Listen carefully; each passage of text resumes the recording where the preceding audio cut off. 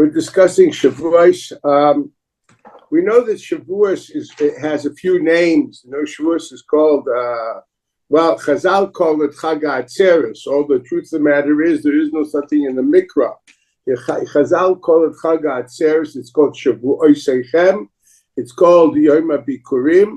Chazal give it two added names. One is Chag HaAtzeres, and the other one is, as you see in the Siddur, Yom Matan Toraseinu. One has to look carefully as to what these names are. So first and foremost, to understand what is Atzeres. So to understand Atzeres, go to source 2 if you have your sheet. In your source bed, you have a Ramban ala Torah in Emor and Vayikra, Perik Chav Gimel, Pasuk Lamed Vav. And if you go down to 1, 2, 3, 4, 5, 6, seventh line where he describes the concept of Atzeres, of Shmini Atzeres, he writes, Ve'ini Shmini Atzeres he. Shmini Atzeres in Sukkot is called Atzeres. Kishamne Etzar HaKol. There everything stops. In other words, that's when you stop and you internalize. The idea is, okay, you've been flowing and rolling for 7 days. Grow up, take it in, stop. Okay? Latzol v'lachli dafnim. V'tziva b'chag hamatzah is shiva yamim b'kedusha. Then he does the parallel, just like there's the Shmini Atzeres. Also in Chag HaMatzos there are 7 days of kedusha, lifnehem ulachrehem, in the beginning of the 7 days, at the end of the 7 days, the first and the 7th day. Kulam kedoshim b'tocham Hashem. For the whole 7 days is holy, but that's why it is bookended with 2 yomam of total kedusha of Yom Tov, and there's the Chol HaMoed. Then you count 49 days. Shiva Shavuot Kimei Olam, 7 weeks, like the days of history, because we know there's supposed to be 7,000 years of the consciousness of creation that we have today. What will happen afterwards will be another level of consciousness. Doesn't mean the globe will explode or implode. Don't worry about it. Like, you can still invest in real estate. So you understand, but there's going to be a total another level of consciousness and understanding. The Kiddush Yom HaShmini Kishmini Shel Chag. And then he was Mekadosh, the eighth day equals after the 7 weeks. There's another day, which is the 50th day of the Omer, which is Shavuot. That's like the Yom HaShmini. It's like the parallel of Shmini Shel Chag. V'hu Yom Matan Torah. This is the day of the giving of the Torah. Share umbo, that he showed them on that day at Isho Hagdolah, the great fire, so to speak. Utvarav Shamum Mitocha Eish, and his words were heard from the from that fire. That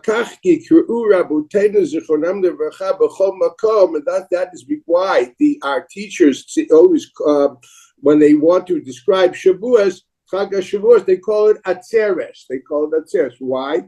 Ki Yom Shmini Shel Chag. It is the parallel of the 8th day of Sukkot, which is the day of stopping and internalizing. So Ki Yom Shmini Shel Chag Shekore HaKosev Kei, that the Pasuk calls it that way. So we now know that the purpose, he goes a little further and says, that would be more than enough. So what we have over here is, I skipped a sentence. It says, "Vayamim aspurim benatayim kicholo shel moed ben harishon v'shmini lachag." The 49 days of Sfiras HaOmer are parallel to the Chol HaMoed that we have between the first day of Yom Tov of Sukkot and the 7th day of Yom Tov of Sukkot. We have 5 days of Chol HaMoed. Well, actually, it's one long holiday, starting with Tesvav B'Nisan and ending whenever 49 days later, which is Shavuot. And that whole period is part of I would say, like a Chol HaMoed. That's what he describes. So we just at the tail end of the Chol HaMoed, what we're supposed to be doing is stopping. Okay, this is where the flow stops. We're supposed to be internalizing the Exodus. Yetzias Mitzrayim ends when you finally can take it in, when it comes to its culmination, which is what you call Chag HaShavuos, and that's why it's called Chag HaAtzeres, the time of stopping and internalizing. Now, this obviously comes from a pasuk in Chumash. Where is the idea that Shavuos is the yom of the Atzeres, of the internalization or the culmination of the Exodus.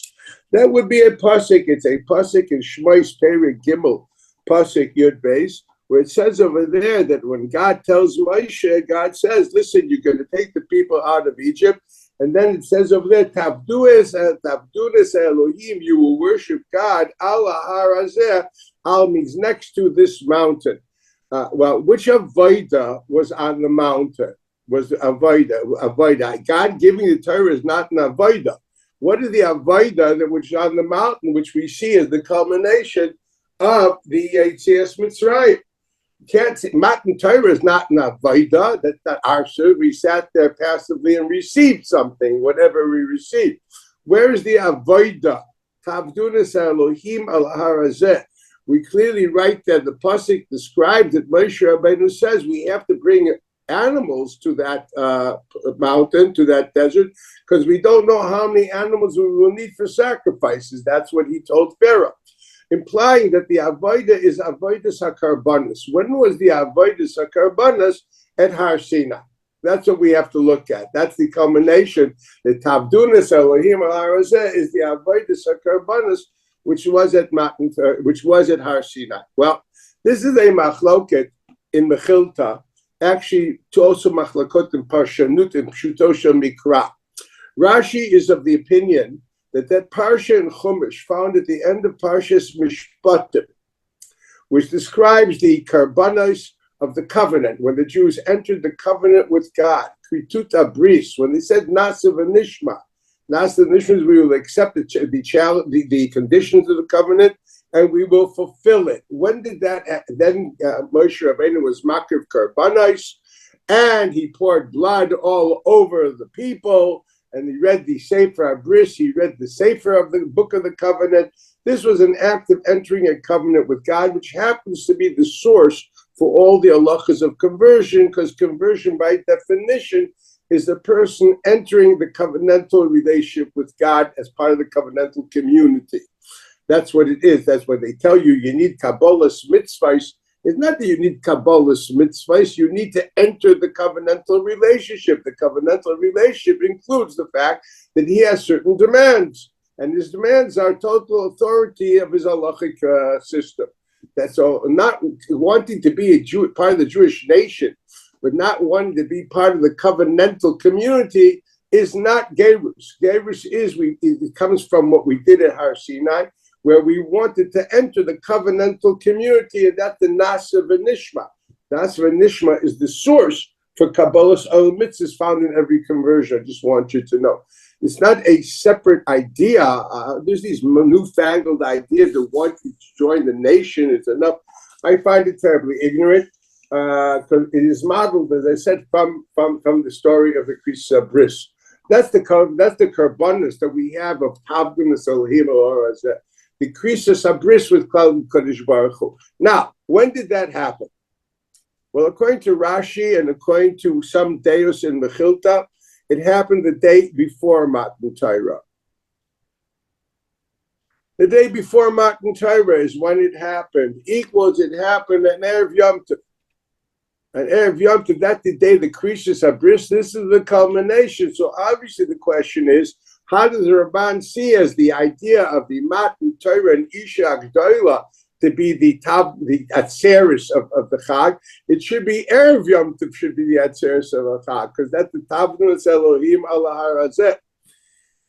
The flip side is that the Ramban's Shita is that no, that happened not on Erev Yom Tov, but rather the day following Yom Tov, what you people call Chutzah, it's Yom Tov Sheni Shagolios. Yom Tov Sheni Shagolios, or what the Shulchan Aruch calls Yom Tavua, that is the day of the covenant, and that actually is the day that we said Nasa v'nishma. I find it comical that we all sing this Nasa v'nishma thing on Shavuos. It has nothing to do with Shavuos. It's acceptance of the covenant, which either preceded the revelation of Sinai on Erev Yom Tov, or according to Ramban, it's after having the relationship on the revelation of Sinai. We then enter the covenant the following day, and that's when we say Nasa v'nishma. So I do suggest that you do not sing Nasa v'nishma on Shavuos. You sing it either Erev Shavuos or Yentiv Shenish or Goliath. I just want to put this on the table. It's a bit awkward, but that's the way it is. Nasiv and Nishma has nothing to do, it's the Krisus Habris. Well, then according to the Ramban, it gets very clear that the Krisus Habris is not seen independent of the revelation on Sinai, but rather the revelation of Sinai is when the Chassan comes to the Kala, and then the Kala is willing to enter the covenant. So we have, like, say, the first date is Shavuot, is Yom Matan Torah. Here there's a revelation of God to the nation, and in reciprocal reaction to that revelation, we entered the covenantal relationship with them. This took 2 days. So when we talk about the Atzeres, it actually makes a lot of sense in Chutz La'aretz, where you have 2 days celebrating 2 aspects of what happened. The first thing is basically the revelation, and the second is the culmination of that revelation with us entering a covenant.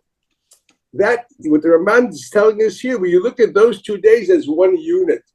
So Atzeres is actually a 2-day process. That is the Tabdunas Elohim al Har Hazeh. I'd like to elaborate and explain what this means, this unique idea of a 2-day process of Shavuot, which gives very strong meaning to Yom Tov Sheni in Chutz La'aretz. I'd like to explain it based on a basic concept. There's a serious question. You know, it doesn't say anywhere that Shavuot in the Chumash has anything to do with Matan Torah. Where's the primary source for this? I mean, it could be that haphazardly it happened at the same time, but that's the essence of the holiday. That's the question on the table. Is it something which happened? It happens to be it's the same date, which you should know. That's a Tshuvas HaRivosh that writes this. And the Shulchan Aruch Harav also writes this. We both write that this is not inherently part of the Yom Tif. Rather, it happened to happen on the same day.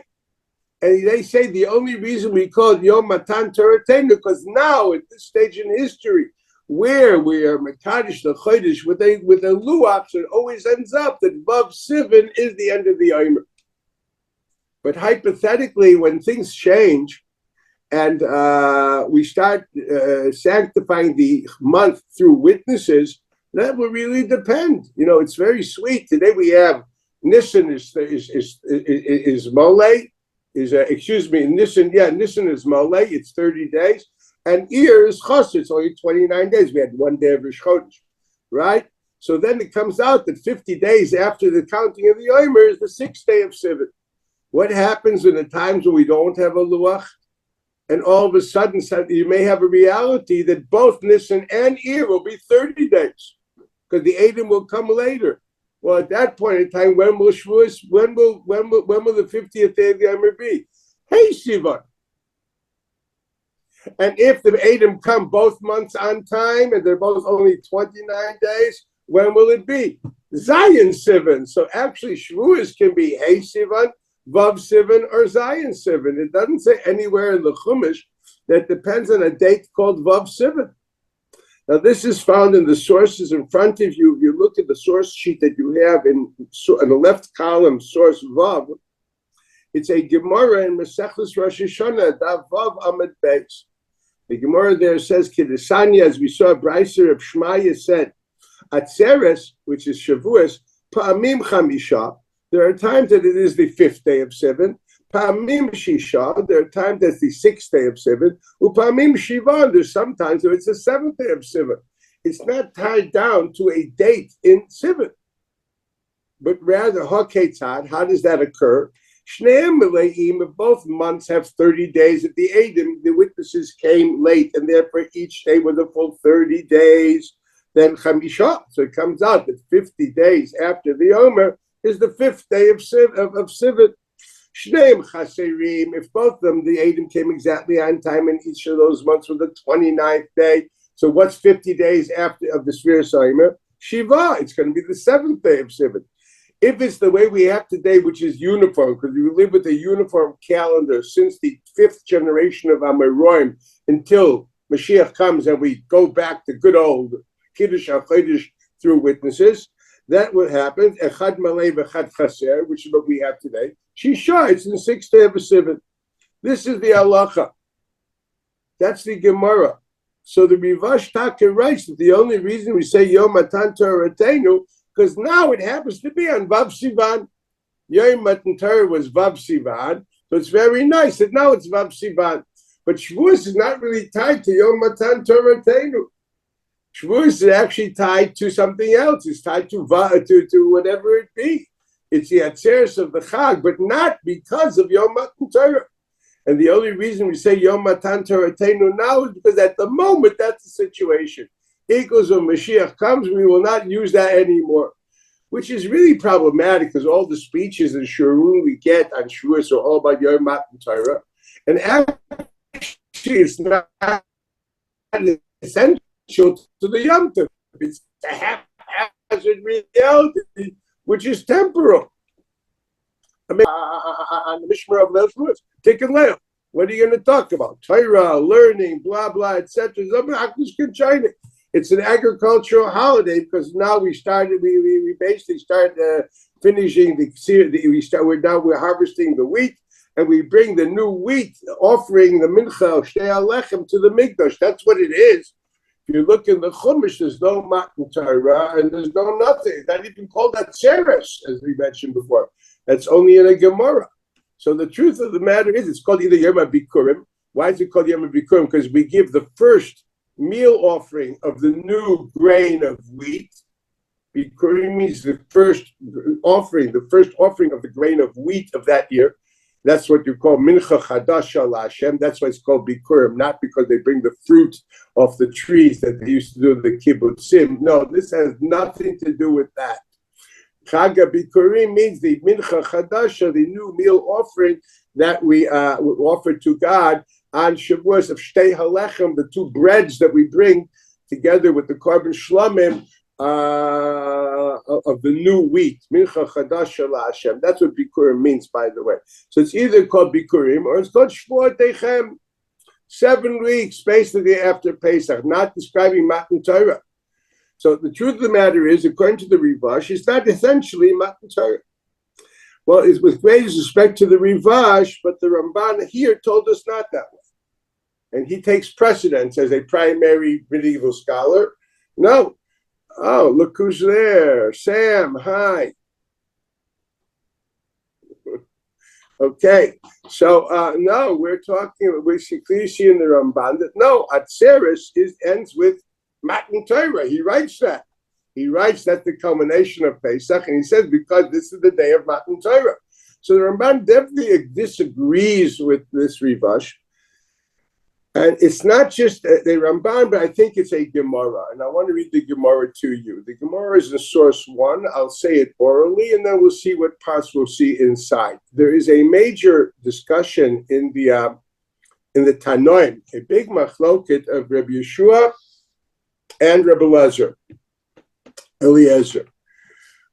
What's the proper way of setting aside a day of Yom Tov? What are you supposed to be doing? No, it's not just Yom Tov. That includes also Shabbos, by the way. What is the best way to prepare to behave on Shabbos, on Yom Tov? They discuss even Purim. Is it best, according to Rabbi Yeshua, that yes, you should be doing a day of physical festivities? You should have a meal and rejoice. What you call Simchas Yom Tov, the way you know it. Rabbi Elazar says, no, that's not what you should be doing. You can do one or two things. You don't have to eat on Yom Tov. Actually, no.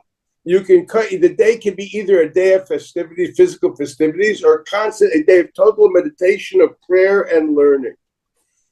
It has to be oy lachem, either physical for yourselves, or la'Hashem.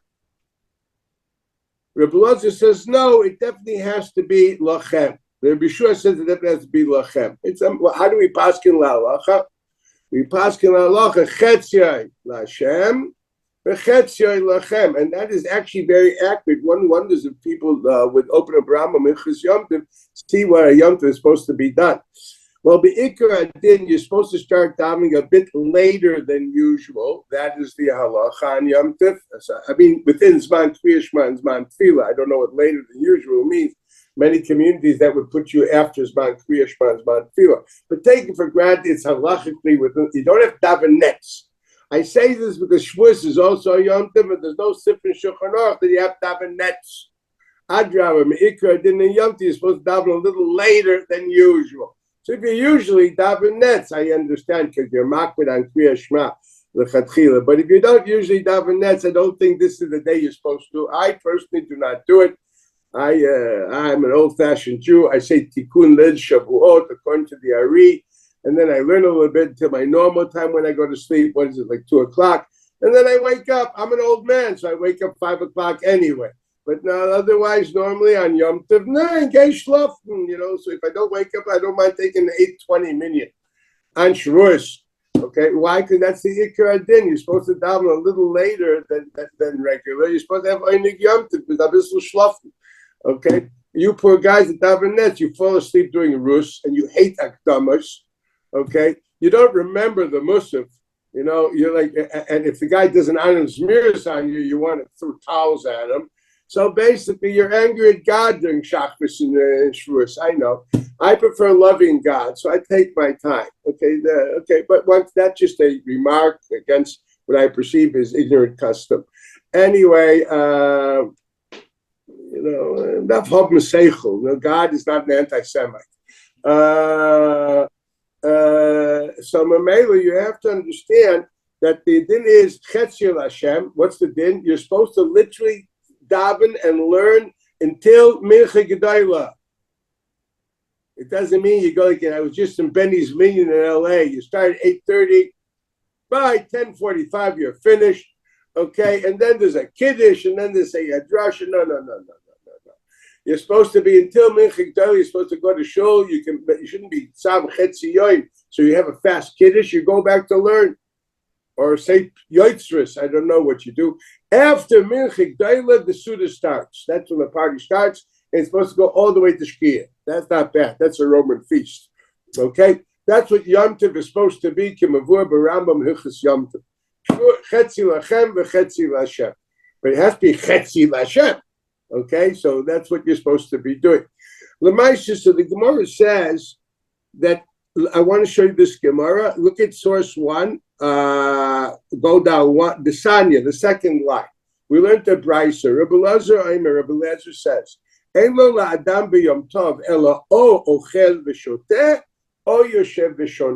you either eat and drink, or alternatively, you don't eat and drink, you sit and learn. Yoshev v'shoneh. It doesn't even say go davening. It says medaf learning, a very litvish tana. Rabbi Yeshua, no, chalkeyu. You got to divide the day. Chetzia la'achila v'shtiya. Half the day, hell man, that's 6 hours worth of eating and drinking. On the other side is v'chetzia lebeis hamedrash. You're supposed to be learning. Okay, this is what it's supposed to be. And they get, what is the machlokes? Rabbi Yochanan says v'shneim b'krei chadashu. They both argued about how to interpret a pasuk in Chumash.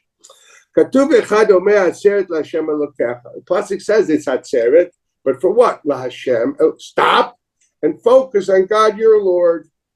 Katuv echad omer atzeret tiyeh lachem. Stop and now convene for yourself. So what do? Is it for God? To gut or to light, as they used to say. Is it for God or for people? So what do? The Blazer Sabas or Blazer thinks, oh, Kulo Lashem. You have two alternatives. Either decide to be an aesthetic and sit all day and learn and don't bother with food. Oi, Kulo Lashem. Oi, Kulo Lachem. Minimal learning. Focus mostly on the simcha of the body. Very interesting. One approach. Rabbi Yeshua Asava Chalkeyu. That the two psukim mean to say that ish is shtaim oivs and betalis. Two forces are there. You have to divide it in the middle. Chalkeyu, you divide it. Chetzio Lashem and Chetzio Lachem. Amar Rabbi Elazar. Now look at this. This is Rabbi Elazar. Until now you had Rabbi Eliezer. Now you have Amar Rabbi Elazar. Amar Rabbi Elazar. Kol Modim. Both Rabbi Yeshua and Rabbi Eliezer agree. Ba'atzeres equals the yontav of Shavuos. The be'inan nami lachem. You can't have a whole day just of learning.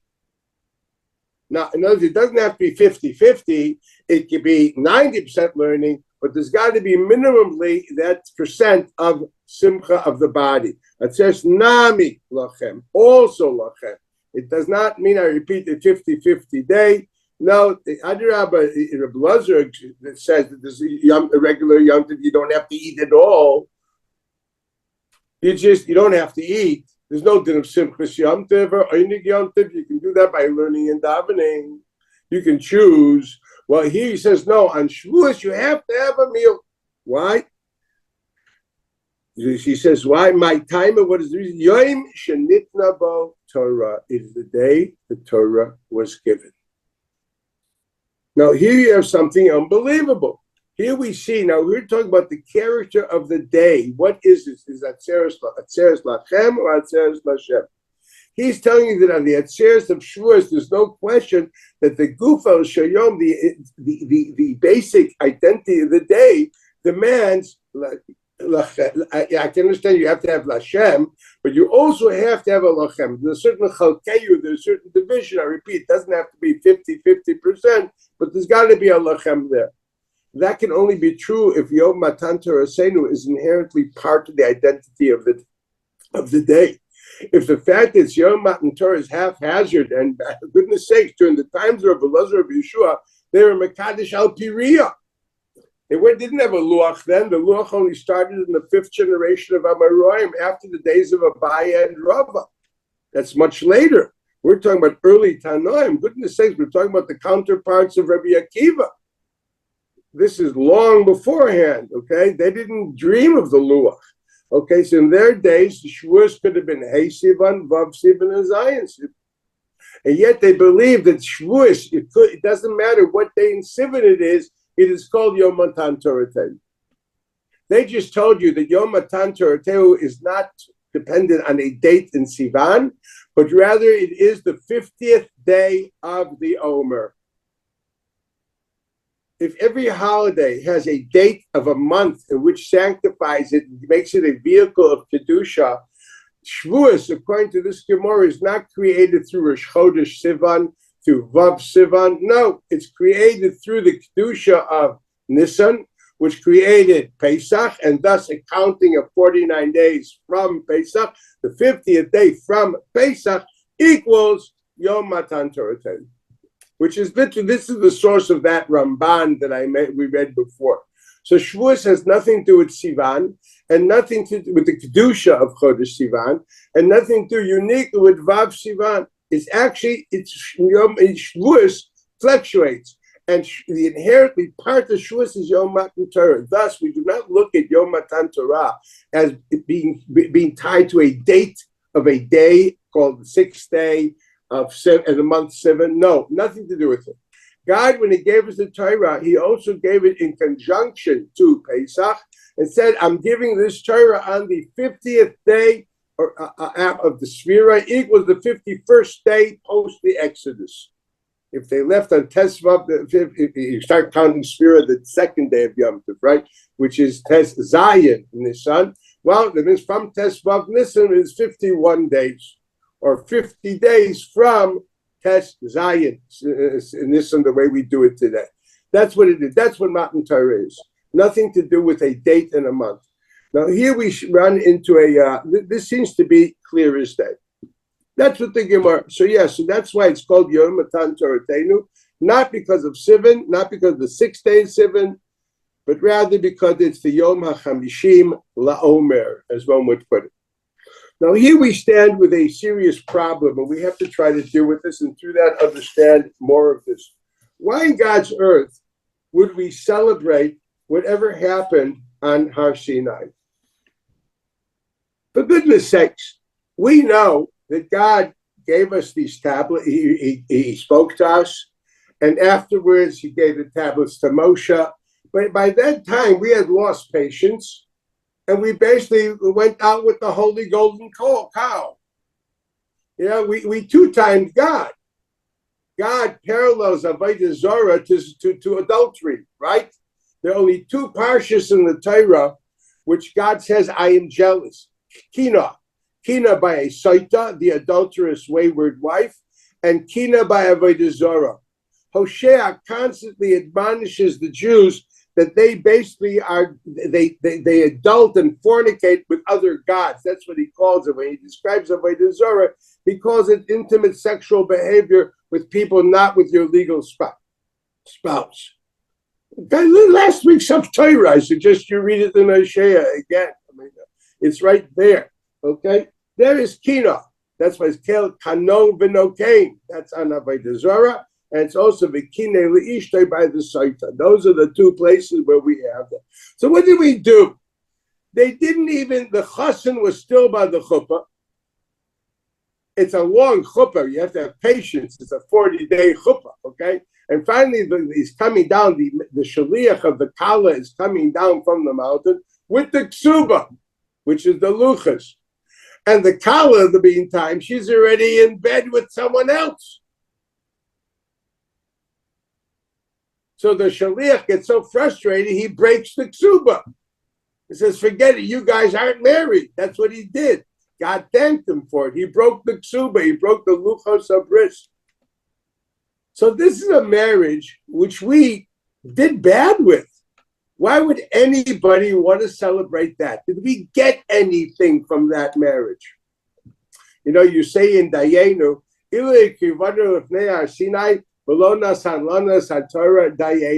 that's what you're celebrating, because you're not getting the Torah. That Torah you didn't get. Those luchos were broken. Afterwards, Moshe had to go up and pray and beg for forgiveness. Yes, and on Yom Kippur, which is a long time later, he came back again and bought the Torah again, and that's the Torah you and me have.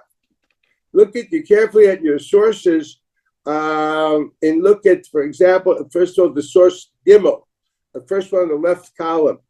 It's a Mishnah in Ta'anit, page Chof Vav Amud Bet. It says, "V'cheinu omer tze'ena ure'ena b'not Zion." Go out and see the daughters of Jerusalem, B'melech Shlomo and the King Solomon, B'atara shitralo imo, the crown which he was coronated by his mother, B'yom chatunato, on the day of his marriage, B'yom simchat libo, the day of his rejoicing. So the Mishnah says, what is Yom Chatun? Shlomo here is a mashal for HaKadosh Baruch Hu. Rejoice in the wedding of God, in the day of rejoicing of God. What is the wedding of God? Yom Chatanuto, Zeh Matan Torah. Yom Simchat Libo, Zeh B'yam Beit HaMikdash. Look at the next source, Rashi. Which Matan Torah is the Yom Chatunah of HaKadosh Baruch Hu? Zeh Yom HaKippurim. Shenitnu Bo Luchot HaAchronot. That's when he got married. The first marriage was not realized. The chassan never met the kala in the yichud room because there was no ksuba yet. The ksuba was the luchos. That was broken.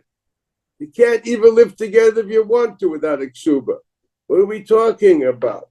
So why are you celebrating this? You're celebrating the marriage which was annulled before it happened? And the opposite is the real marriage that you have, no one's celebrating. It's a day of celebration. No, are you kidding? We fast on that day. So why are we so happy that we have to have in Shavuot, the Yom Matan Torah, and there has to be Lachem? For what? For what?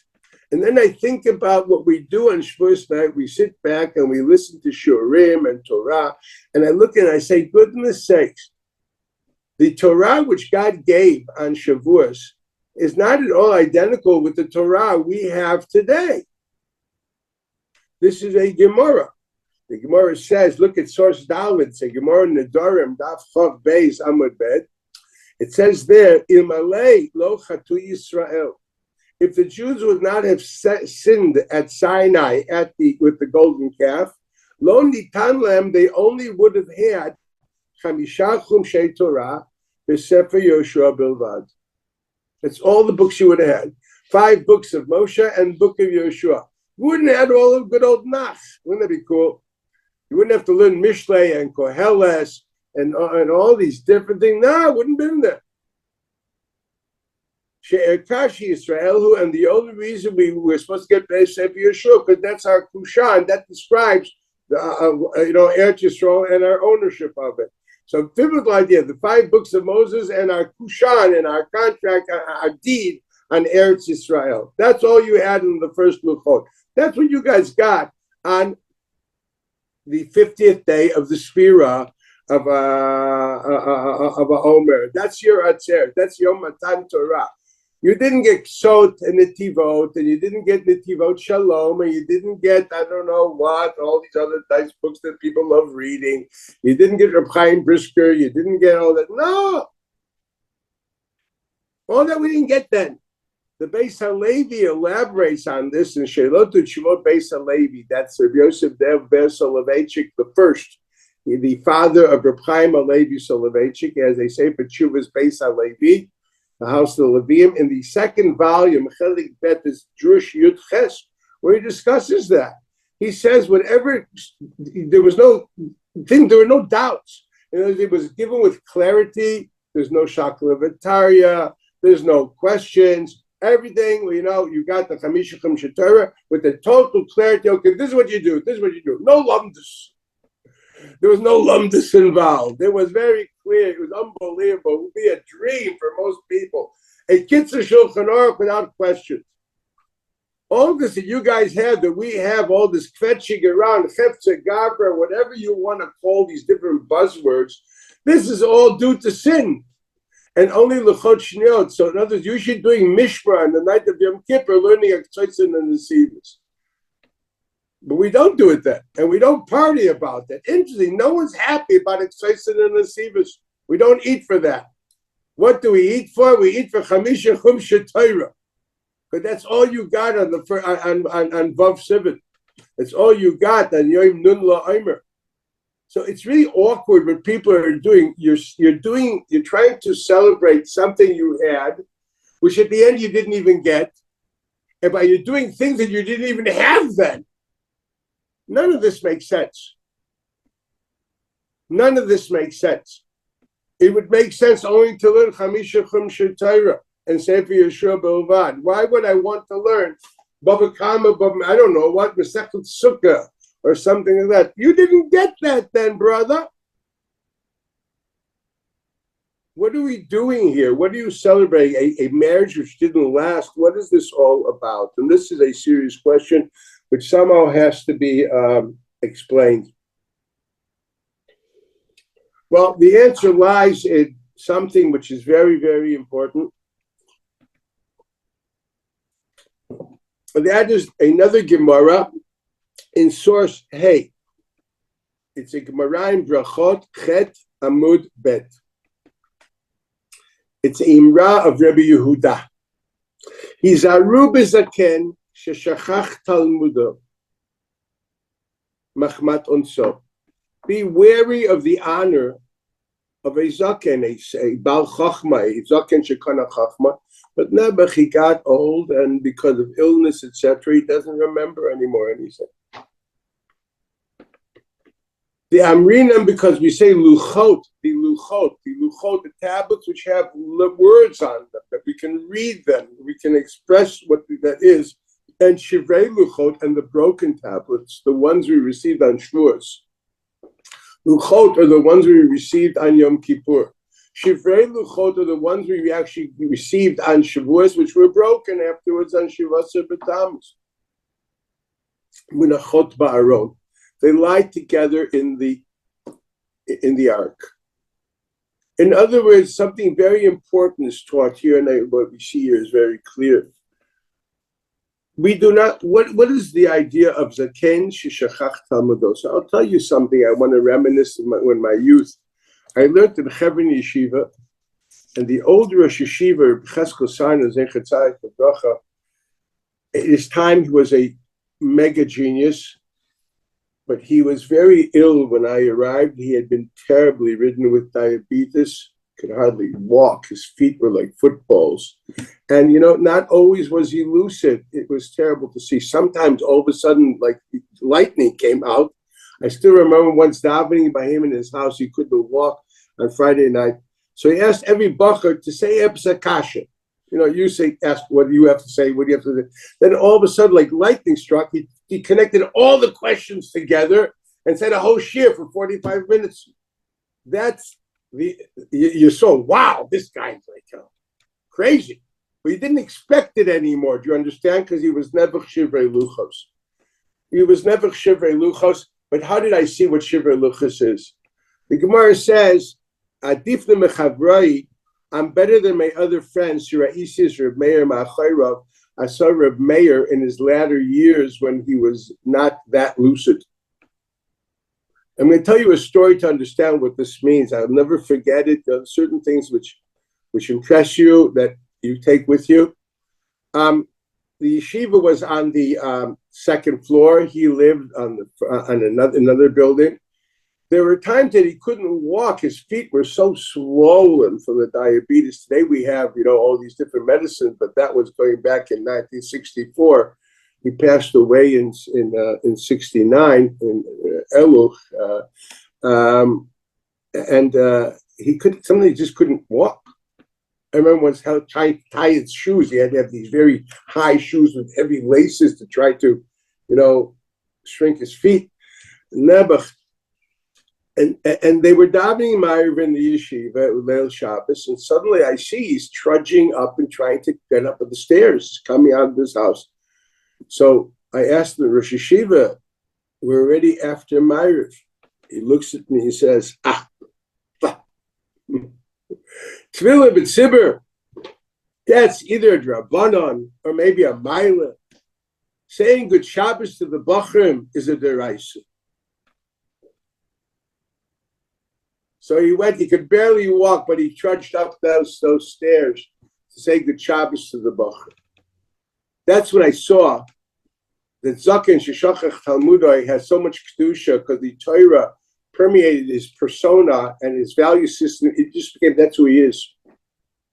He may not always have these strikes of lightning of, woo, you're in awe of genius. No. That was Nebuch. The luchos were broken. But you saw the kedusha of what those osios of Torah did to his personality. It made him into a person which, that, believe me, was the most important shir I heard from him. I was there for 10 years, but the first 5 were with him. He was Baruch Shem Alai. That was the best shir I ever heard. As tefillah b'tziver is a derabbanan and efsha amayla. Zogen good Shabbos to the Bachrim, das is doiraisa.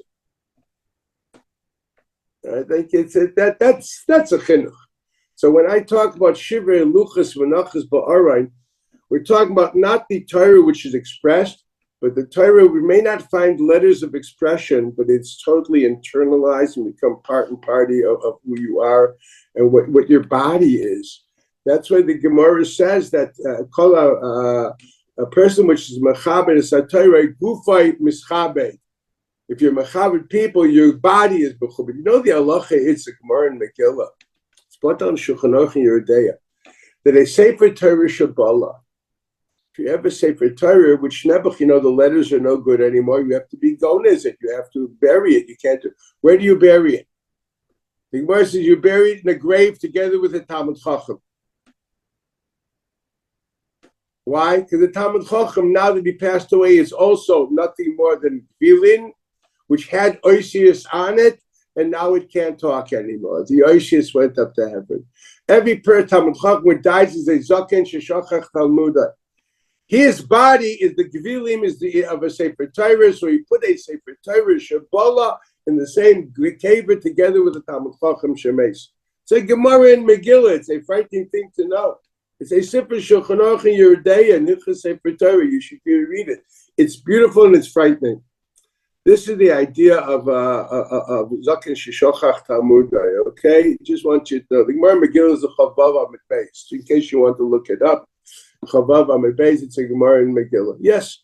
So what this Chazal is telling me, that Klal Yisrael did not get the Torah of the letters, because those letters, we were no good. Those letters went up to heaven. But something was left of that Matan Torah, which gives us parallel to the status of a Zaken Sheshachach Talmudo. Something happened. If they are Sinai, here actually was Nasan Lana, Veloiki Balnu Satira, Dayenu. And what you're celebrating is it's not Kabbalah Torah. It's a bad word. It's not true. You're saying Matan Torah. God gave it. You did not receive it. And that Matan Torah is embodied in the Luchos of this which is Shavuot, and they are Munach in the Aron. That is what you are celebrating. What is this Matan Torah of the Luchos that we're talking about, of Ikrivanu of Sinai? Nasan Lanasa Torah V'lo Kibal Nuha, and that is what we are celebrating. We're not celebrating the Torah of the letters. We're celebrating, let's put it, if I may do a pun on a famous song, we're not celebrating the sounds of speech of Anochi Hashem Elokecha. We're celebrating the sounds of silence. We're celebrating a relationship which, it doesn't find words at the moment. And those words are Shivrei Luchos, and that's what we're celebrating. That's what we have to focus on. And let me explain this carefully.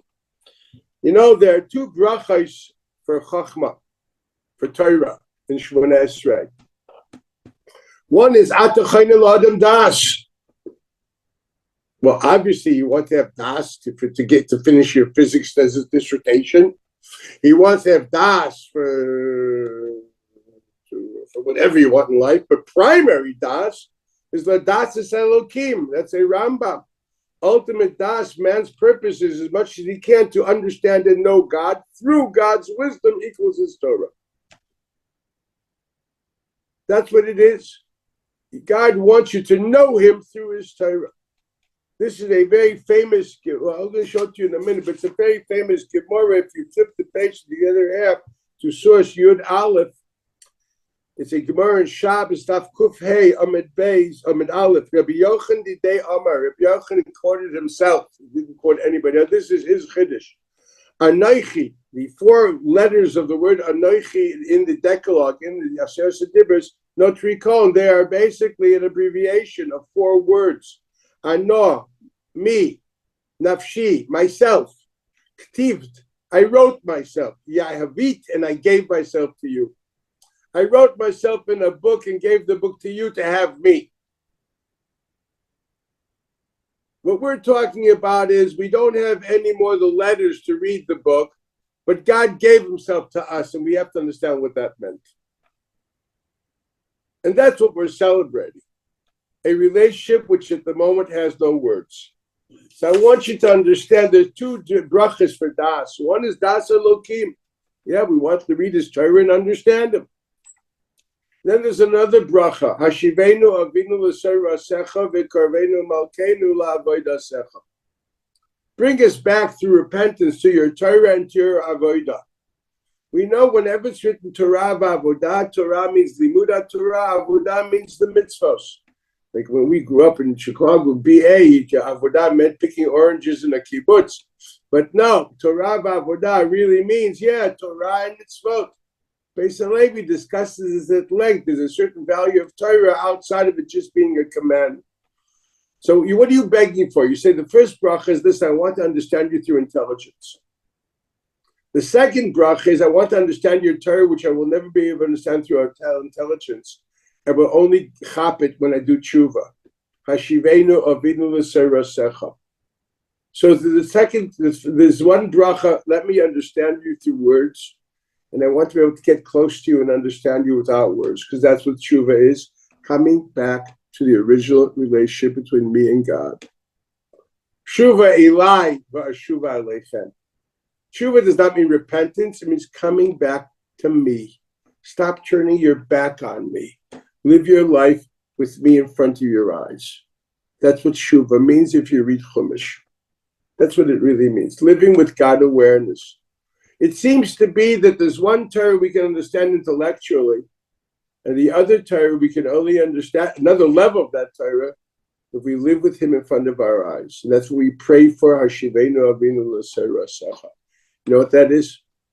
The first Torah is Luchos Shniyos, Ktsoisa Nesives, Babakama Bamatzia Babasra, Chachma Dea Bina Vaskel. I want to understand you conceptually. I want to understand you accurately through letters and words and ideas. And and conceptual constructs. That I want to know. But I want something more than that. I want to see you. I want to see that basic connection between you and me, which we lost. There are no more letters for it, but there's still that remnant of Zaken Sheshachach Talmudai. That's Luchos Shnios. And that's Hashivenu Avinu L'Seira Secha. Bring us back to Luchos Rishonos. Let's try to understand the difference between Luchos Rishonos and Luchos Shnios and understand what this all means. Well, basically, there's a major question which has to be asked, and that is found in your source, Zion. It's a Magen Avraham, a very famous Magen Avraham, in Siman Tov Tzadik Dalet. And there it writes as follows. I'll read the Magen Avraham. Umashe Kashe Od. There's another question which has to be asked. Da Torah nitna b'yom nun aleph l'sfira. All this made sense if the Torah was given on the 50th day of the Sfira. But it's not true. How do we know that? So he continues and writes, they left Egypt on Thursday. How do we know that? Because you celebrate Shabbat HaGadol. Why do you celebrate Shabbat HaGadol? Because that was the day that you tied up the sheep to your bed, preparing it for the Korban Pesach. That Shabbat was the 10th day of Nisan. That's why you celebrate Shabbat HaGadol. There was a big nest. Open up the Shulchan Aruch and look at all the different nights that came in the previous. It's a Seder Olam Rabbah. So if Thursday, if basically Shabbos was Yud ben Nisan, when was Tesvav ben Nisan? Thursday. If Shabbos was the 10th, so the 15th was Thursday, for goodness sakes. Well, if the 15th was Thursday, when did they start counting? Friday. When do 7 days finish? Thursday. 7 weeks finish on Thursday. That means to say that the 50th day of the Omer is Friday. And the Gemara said that Shabbos was Yom Shenitna B'Torah, and Shabbos equals not the 50th day of the Omer, but the 51st day of the Omer. And this is the question of the Magen Avraham. So you look at this carefully. The Hayatzum Mitzrayim b'Yom Chamishi. They left Egypt on Thursday. B'Torah nitna b'Shabbat. That's a Gemara in Masechtas Shabbos, right? Kol ha'moedim sheb'Shabbos nitna Torah. How many speeches did I get on that, right? Kvar Tires Yud Ma'amarot. This is an answer in the name of Reb Nachum Azariah of Fano, which is a Talmud of Mari Srug, which is a Talmud of the Ari. He was a professor, actually, of math in the University of Padua. You can go to there today. I did. And you can see a bust of him there, a very nice trimmed beard. He had he believed that the Chutz Torah said, Al Pi HaKabbalah, you're not supposed to have a full beard. You're supposed to trim it. Talmidei Chacham Shebechutz Torah should trim their beards. I just want you to know. And this is the Ramami Fano. And he writes as follows, a very important book of Kabbalah, also was a tremendous Talmud Chacham.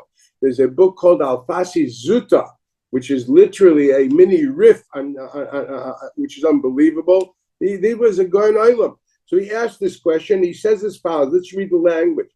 Tiritza Yud Mem. Yud Mem is Asara Mamarot. Yud Mamarot, the 10 articles. The Bolir Mos Lanu Yom Tov Shein Yishal Goliot. This comes to teach us the second day of Yom Tov. Ve'efshar, and possibly, Hainu Dike'amar Yom Echad Osif Poshem Edato Ve'en Kam Mekomo, and he doesn't bother explaining. This sounds terribly cryptic. What does this all mean?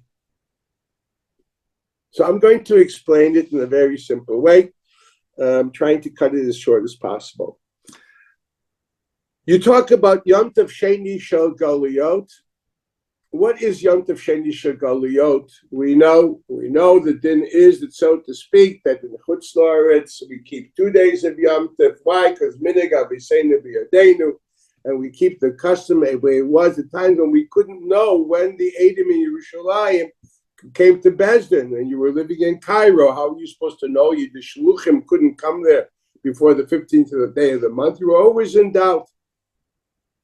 In Eretz Yisrael, where the Shluchim can always come, so we always knew. Now you have to understand, if there's a reality there that people always knew and people always didn't know, So you have to understand, what does this mean? So the la'alocha, I'm not saying la'alocha, the chachamtzi paskins, as you probably all know, that in Chutz La'aretz, everybody has to do 2 days. And in Eretz Yisrael, everybody has to do only 1 day if you come from America. Most people don't paskin that way. But the Shulchan Aruch HaRav, Shulchan Aruch the Balatanya, in his second edition, Amadurat Tinyana, paskins that way, and he gives a Kabbalistic reasoning, and the reasoning lies in this Ramamipano. And he explains as follows. He says, when exactly is Shabbos for God? Is it when it's in San Francisco, in Hawaii? Does he have a 48-day Shabbos, hour Shabbos? Poor God. Is he keeping Shabbos the whole freaking time? Or no, he's with Sydney. So by the time, I'm in the middle of Shabbos, he's already smoking a cigarette. When is Shabbos for God? When is Yom Kippur for God? When the hell do the gates close for Ne'ilah? I mean, come on, man. He's like a boom, boom, boom, boom. When is Ne'ilah? When is Shara Shemaito? Is the difference between Teaneck and Sydney? I mean, God's case, they clagged him the whole freaking day. It's impossible. What does it mean? When is Shabbos when is time for God? You should be bothered by the question. And the answer is quite simple. You must understand that you must look at time as a vehicle of God expressing himself, a time of Kedusha. What is time for God? You must know that we look at time as nothing more than a linear experience of how we measure movement or existence. But remember, God is also called, he experiences time as Haya, Hoveh, Biyeh, Ke'echad. He experiences time not as something linear, but as something which is a mathematical point.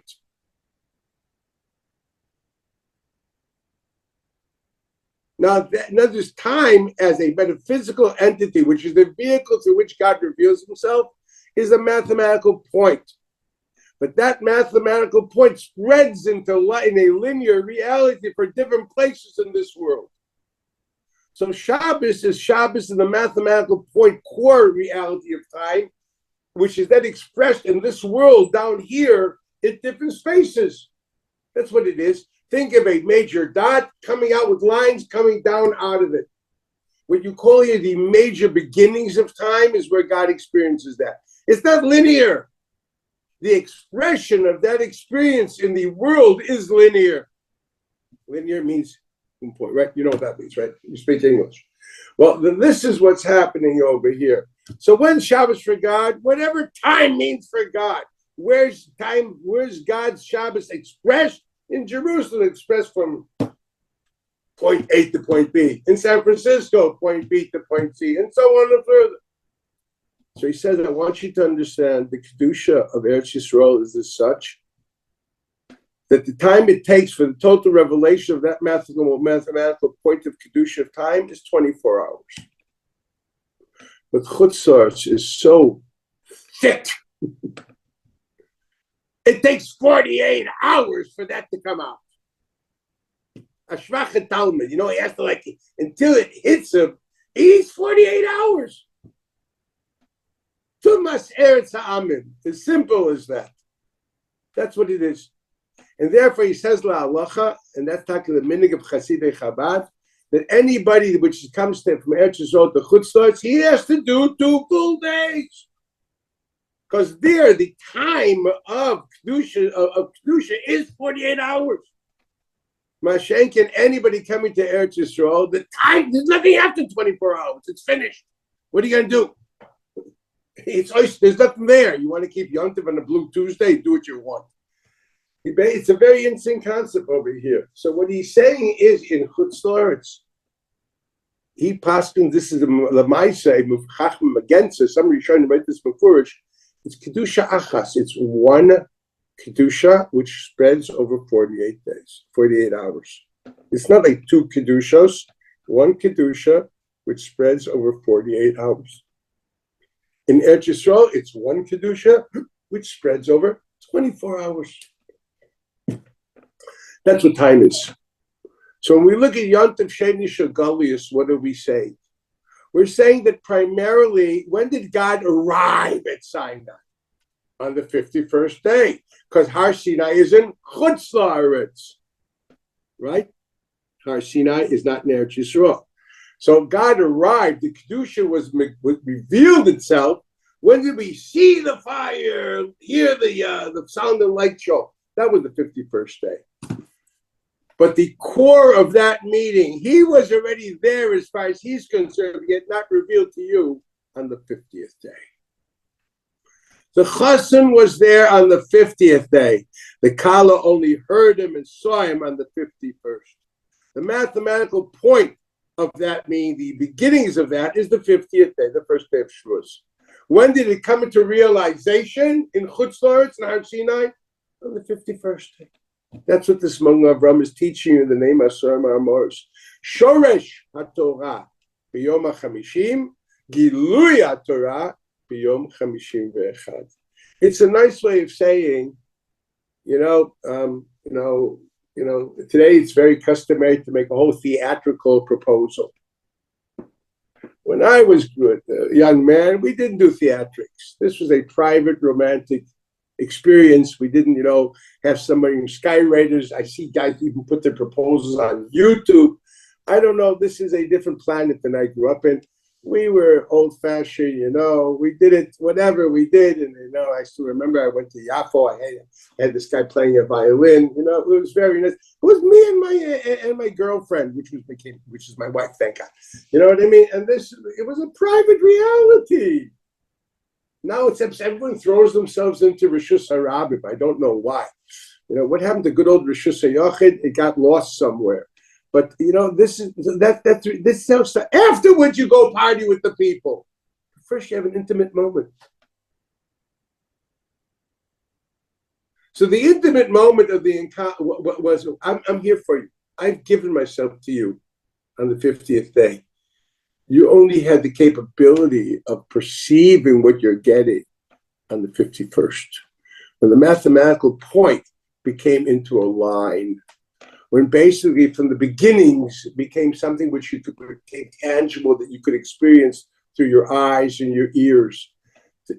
As I said before, the sound of silence is on the 50th day. By the 51st day, we can even hear noise. You understand? That's what the Asar Ma'amors is telling us. Asar Ma'amors is telling us that is the unit. You're right. When did God come? When did we hear him? The 51st day. When did it all really start? The 50th day. Now the same thing is true. He continues and he writes, this is what the Gemara says, Moshe Hosif Yom Midato. This is a Gemara in Masechet Shabbat. I want you to see that in the source Chet. The pasuk says, the Gemara says, Shlosha Dvarim Asa Moshe Midato. The three things that Moshe did out of his own volition, and God said, hey, you're right.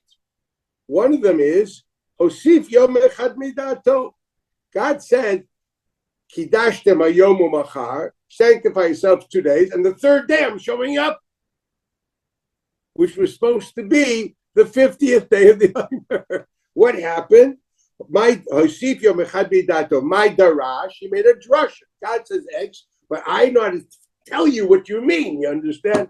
That's a bit funny. I'm telling you something, you're making drushes on me. Yeah, but we made a drusha. God told him, Hayom U'Machar, Hayom Kimachar.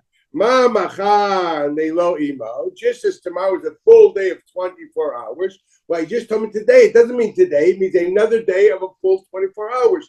Equals, instead of having basically 36 hours, I just told you what? We need 42 and 12, which is basically 48 and 12, which basically means 60. He added another 24 hours. What's the relationship to Pshat and Drash? God says one thing, and Moshe says, what you mean is something else. Like, I remember when I was first a young couple, I used to play this game with my wife. She said something, what do you mean? What do you mean? You know what I mean? No, there are 4 possibilities to explain what you mean. And I taught her how to be a lawyer. You know what I mean? No. That's what he did? No. The Gra explains that Pshuta Shel Mikra is very important to learn. Because Pshuta Shemikra is the core wisdom of God, which may not always be applicable. For example, God says eye for eye, tooth for tooth. He means it. But Drash says that principle must be applied through a substitute called money. But you actually owe an eye for an eye and a tooth for a tooth. You will pay, you will redeem your eye by paying with money. Or if a slave wants, a Jewish slave wants to stay a slave, it says he's a perpetual slave, Avadola Olam. Yet with halacha says it means Yovel, the Jubilee year. What does it mean? You are a perpetual slave, but the Jubilee year uproots your slavery. So you always, the Gra one must always know the relationship between Pshat and Drashes. He goes against the Malbim or Hirsch or these other people that try to make every drash into Pshat. He says, no, Pshat is the core idea. Drash is how it's applied in the world that we live in today. So in order to understand the depth of the halacha, you have to understand first Pshuto Shel Mikra. You know what the relationship is? The core and the way it's expressed. Pshat is the core idea. Drash is how it comes out into reality. What was Moshe saying? Yeah, I understand, God. You want to come on the 50th day.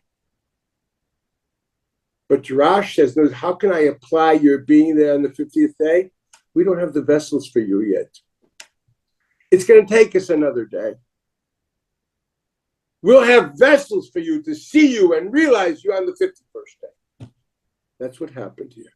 If you applied that gra in Parshas Mishpatim Ha'aderes Eliyahu, which explains the relation of Pshat and Drash, it is literally, that is the Barami Pano is saying, yeah, just like time has a point which becomes linear, every Pshat is the point, and the Drash is how it became linear.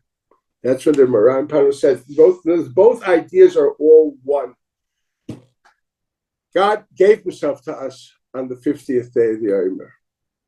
When did we have the capabilities of seeing? When did we get oisios for it? When did we get letters to hear it? Only on the 51st day. But we lost those letters. So there's nothing to celebrate about the 51st day anymore. We don't celebrate the 50th first. That was the Yom of Kabbalah Satira. We lost it. What was left is only the Matan Torah. He gave himself to us. Remember, Anochi means I gave myself to you. You don't have a book anymore to see me in it. I had to give you another book. But the luchas are still there. The broken luchas are there. What we should be celebrating on Shavuot is not the letters of the law, but finding God in the law. We should be looking at the night of Shavuot of Anochi, Anon, Nafshi, Katav, Yahid. Find the painter in the painting. Find the sculptor in the sculpture. Find the artist in whatever piece of art it is. Find the author in the book. Don't just read the book and tell me pshat and aksois. Show me how you see God's value in him in that book. Translate it into a conceptual, ultimately philosophical, metaphysical way. That's what you should be doing. That would make sense, because that's worth celebrating. We do not celebrate, Tzaisim and Nesivos. We do not celebrate Bavli and Yerushalmi. That comes for Yom Kippur. You want to stay up Yom Kippur night and do that? Bravo.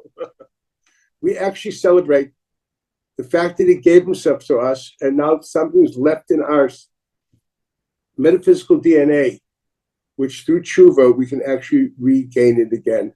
Hashivein, the bracha that we have, it's not the Torah of Adachon and Ladam Das.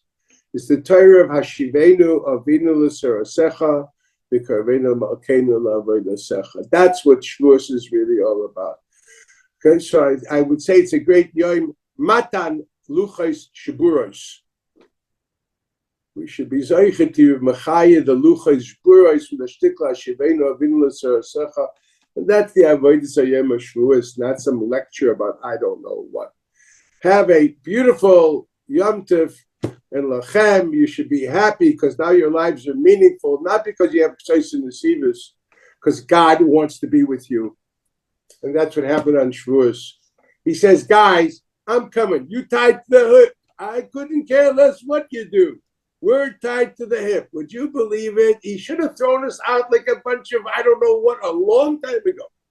He's still tied to the hip. All that happened on good old the 50th day of Shavuot of the Omer. Unbelievable. So you feel your hip, you say, this is where I'm tied. Now make sure that's a Gordian knot. Have a great Yom Tov. See you all. Enjoy. Yom Tov, good Yom Good Tov. Good Yom Tov. Thank you. Bye. Take care, everybody. And the sound of silence, there's it says, and the people bowed and prayed to the neon god they made. The neon god they made. Great song. Shivrei Luchos. I'm a Shivrei Luchos. Yeah. Thank you, Rebbe. Thank